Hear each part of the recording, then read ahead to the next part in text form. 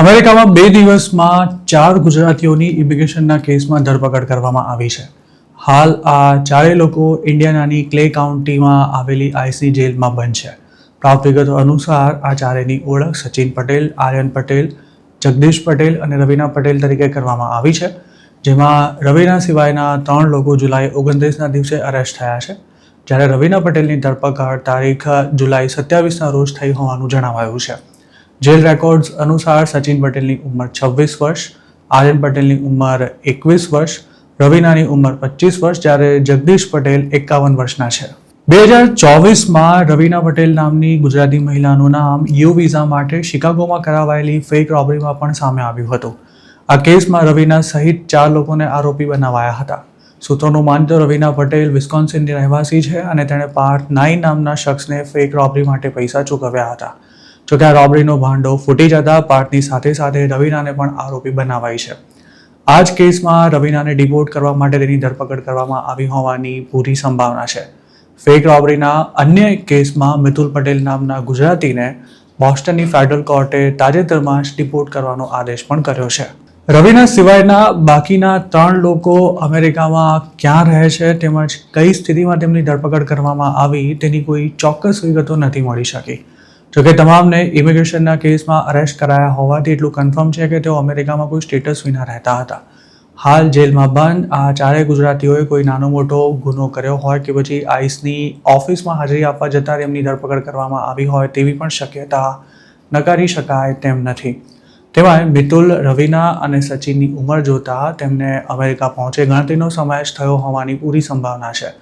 જોકે હવે તેમને ઇન્ડિયા પાછા ફરવાની ફરજ પાડવામાં આવી શકે છે. હાલ ડિપોર્ટેશનનો સામનો કરી રહેલા આ ગુજરાતીઓને ધરપકડ બાદ ઇન્ડિયાનામાં આવેલી જેલમાં મોકલાયા હોવાથી આ ચારેય શિકાગો કે પછી તેની આસપાસના એરિયાઝમાં રહેતા હોવાની શક્યતા છે. થોડા દિવસો પહેલા શિકાગો એરપોર્ટ પરથી પકડાયેલા એક ગુજરાતી યુવકને પણ ઇન્ડિયાનાની ક્લે કાઉન્ટીમાં આવેલી જેલમાં જ મોકલવામાં આવ્યો હતો.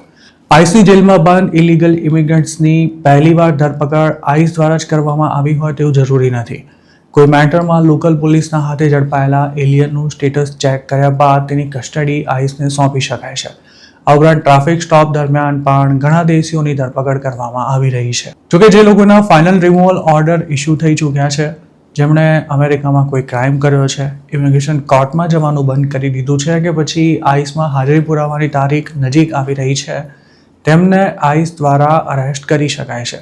હજુ લગભગ ગયા મહિને જ શિકાગોમાં એક ગુજરાતી પિતા પુત્ર આઈસમાં હાજર થયા તે જ વખતે તેમની ધરપકડ કરી બંનેને જેલ ભેગા કરી દેવાયા હતા. આ બંને પિતા પુત્ર પણ ઇન્ડિયાનાની જેલમાં બંધ હોવાનું જાણવા મળ્યું છે, પણ તેની સત્તાવાર રીતે કોઈ પુષ્ટિ નથી થઈ શકી. આ સિવાય ઇમિગ્રેશન કોર્ટમાં હાજર ન રહેવા બદલ ઘણા લોકોના ફાઇનલ રિમૂવલ ઓર્ડર્સ પણ ઇસ્યુ કરી દેવામાં આવ્યા છે. સૂત્રોનું કહેવું છે કે છેલ્લા 2.5 મહિનામાં અમેરિકામાંથી ખૂબ જ મોટી સંખ્યામાં ડોક્યુમેન્ટેડ ગુજરાતીઓની ધરપકડ કરવામાં આવી છે અને ડિપોર્ટ કરવામાં આવ્યા હોય તેમનો આંકડો પણ ઘણો મોટો છે. ઇન્ડિયા પાછા મોકલાયા હોય તેમાં ઘણા લોકો તો એવા હતા કે જેમને અમેરિકા આવે 5 વર્ષથી પણ ઓછો સમય થયો હતો. આ ઉપરાંત ઘરના મુખ્ય સભ્યને ડિપોર્ટ કરી દેવાયા બાદ આખી ફેમિલી ઇન્ડિયા પાછી આવી ગઈ હોય તેવા લોકોની સંખ્યા પણ સારી એવી છે.